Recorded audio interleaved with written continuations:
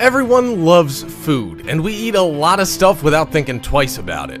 Things like hot dogs, canned mushrooms, and salad dressing. Most things you buy in the supermarket are relatively safe, and if you're a label reader, you can get a pretty accurate idea of what's inside the product if you're curious enough to look at that incredibly small print with a magnifying glass. However, you might not know everything that lies inside of those tasty chips, or how that cold, refreshing beer was made, and there's probably a good reason they don't tell you.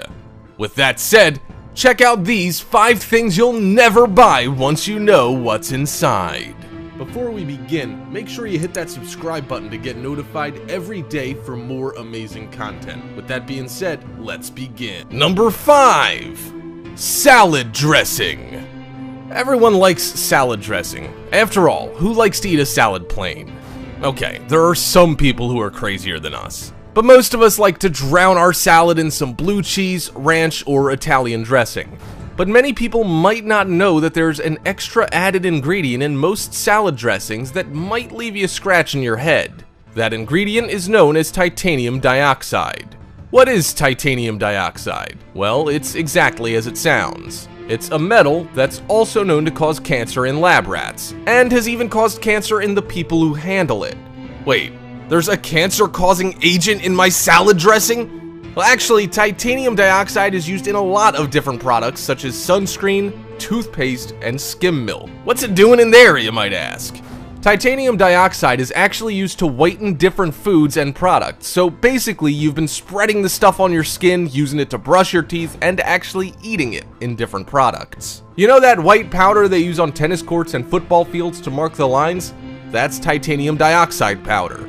Fact is, titanium dioxide is actually used in a lot of paints. Of course, it is a nanoparticle, and the Food and Drug Administration say that it's safe to ingest in small amounts. However, if you're using a lot of products that have this stuff in it, there's a good chance that you could build up a titanium dioxide presence in your system, enough to possibly cause some damage, maybe even cancer. And while you might think that this is some kind of thing that isn't true, a study was done by researchers that looked at the intestines of people who had colon cancer, and they found traces of this titanium dioxide present in all of them. In other words, it's a very good possibility that you could likely develop health problems if you consume a lot of titanium dioxide. With that said, if you're not sure how much titanium dioxide you're consuming, it's best to take a look at the labels and maybe cut down on those products. You might be asking why titanium dioxide is allowed in so many products. The answer is the FDA says it's okay to consume small amounts of titanium dioxide without having any adverse health effects. What they don't tell you is if you eat too much of this titanium dioxide, you could get cancer. Number 4. Pringles. We're probably gonna get a lot of hate for this one, and once I heard about it, I was heard crying in my office. No, not my Pringles! That familiar motto, once you pop, the fun don't stop, might have to end up being changed. What might surprise you is that Pringles aren't even potato chips at all. Pringles are actually made with rice, corn, wheat, and some potato flakes that are pressed into that cool shape that comes out of the can. That dough-like substance is then rolled out and cut and pressed into chips by a big machine. Those chips then go onto a conveyor belt and move through hot boiling oil and then are blown dry, like with a hairdryer. After the chips are made, they're sprayed with different powdered flavors and then stacked into those neat tube cans. Despite this, most of us can agree that these chips are tastier than most other chips that you buy in the store. Doesn't matter if they're sour cream and onion, salt and vinegar, or barbecue. Once you pop open a can, you're probably gonna eat the whole thing. Am I advertising for Pringles? And all of that doesn't sound very bad, actually. However, there is a substance known as acrylamide that is a cancer-causing neurotoxic chemical hiding inside those tasty chips. This is a bad advertisement. The chemical is not added to the potato chips. In fact, it naturally occurs when foods that are rich in carbohydrates are cooked at high temperatures, such as the boiling oil. With that said, acrylamide can probably be found in all kinds of different potato chips. In fact, it is not just in Pringles that you can find this chemical. In a 2005 study, when looking for this cancer-causing acrylamide, it was found in most popular brands of potato chips. In fact, it was found in all of the potato chips that were tested. And while that might not be surprising, the test showed that the amount exceeded the legal limit of acrylamide by a minimum of 30 times as much as it should be, and in some cases, 910 times as much as the legal amount allowed by the FDA. The thing is, all foods that are cooked at a temperature higher than 120 degrees Celsius can include these heat-induced toxins. But what about baked potato chips, you might ask? Well, according to the US Food and Drug Administration, the acrylamide levels in these foods may be 3 times higher than regular potato chips. So with that said, if you want to get away from the Pringles, try munching on an apple, some celery, or perhaps some almonds instead. Just tell yourself it tastes as good. Number 3. Canned mushrooms. As we previously mentioned, the Food and Drug Administration's job is to make sure that you're not consuming too much of something that might be harmful. We didn't say it's their job to make sure there isn't anything harmful in your food, because most of the time there is. And while a lot of us prefer fresh mushrooms over canned mushrooms, sometimes fresh mushrooms just aren't available. What's more, canned mushrooms are usually a lot less expensive than fresh mushrooms. Canned mushrooms have a long shelf life, and they're convenient and already cleaned, cut, and ready to go. But there's something else that's hiding in your can of mushrooms. The chances are you've probably never seen them. That's because worms or maggots may have been hiding or burrowing inside of your mushrooms. Yes, we said worms or maggots. Chances are, if you've ever eaten a can of mushrooms, you probably also ate some worms or maggots without even knowing it.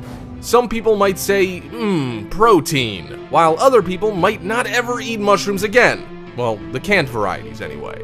While this might sound pretty bad, it might not be a surprise that these critters can be found in other canned products such as tomatoes, tomato paste, some pizza sauces, and even maraschino cherries. Everyone knows that worms love cherries. So, why is this happening, and why is the Food and Drug Administration allowing it? The fact is, those FDA people allow up to a very small amount of maggots and even mites in every 3.5 ounce can of mushrooms or another vegetable.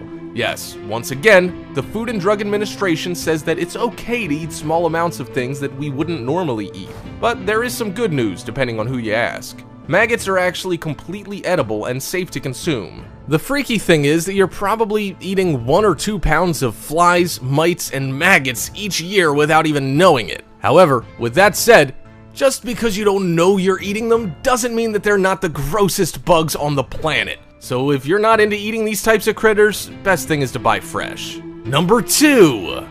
Hot dogs. There's a good chance that if you love hot dogs, you might have inquired once or twice about how they're made. You might have seen the truth and might not care. However, if you're one of those people who think that some things are better left alone, then this video might make you overlook the hot dog section at the supermarket. And there are some people that won't care and will continue to eat the tasty things. Yes, just because it might have started out as something else before it became a hot dog won't deter even some of the bravest and toughest customers. And we totally feel you when it comes to hot dogs. Hot dogs are made from the leftover trimmings of steaks, chicken breasts, hams, some juicy tenderloins, briskets, and other meat that's cut up at the butcher shop. There's quite a bit of stuff that's left over after cutting away the prime cuts of meat with all the gristle, fat, and other things left over from the butchered animal. And the crazy thing about this is that somebody out there actually thought, hey, this stuff is going to waste, we should put it to good use. Oh, and by the way, if you're curious, the word trimmings is a purposefully vague word that's used in the meat industry. These leftover trimmings are actually used in products like hot dogs. All of the trimmings are put in a giant vat and pre-cooked so that it eliminates a high amount of bacteria. That pre-cooking also separates from the head and feet bones the remaining muscle meat, fat, and even connecting tissues. Yes, that is what hot dogs are made of. But it's not just hot dogs that are made out of this stuff. A lot of different products such as bologna, liverwurst, frankfurters, and other types of sausages are made from this leftover product.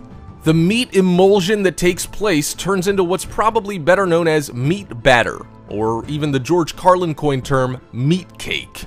Of course, there are higher quality products that are made from the higher quality meats that are left over. Those include all kosher beef hot dogs that have no byproducts or any fillers, and even no artificial colors added to them. It's the less expensive hot dogs that you have to watch out for that have all of the chemicals, fats, and the fillers and other stuff that the production process puts inside of them.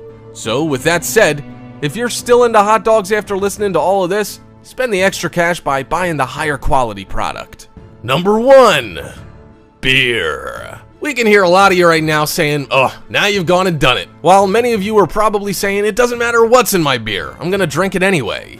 Well, if that's the case, then you don't have anything to worry about. But while we're on the subject, we might as well tell you what might be hiding in bottles of beer or even bottles of wine. If you've ever wondered how that beer got so beautifully clear, then we'll tell you all about it.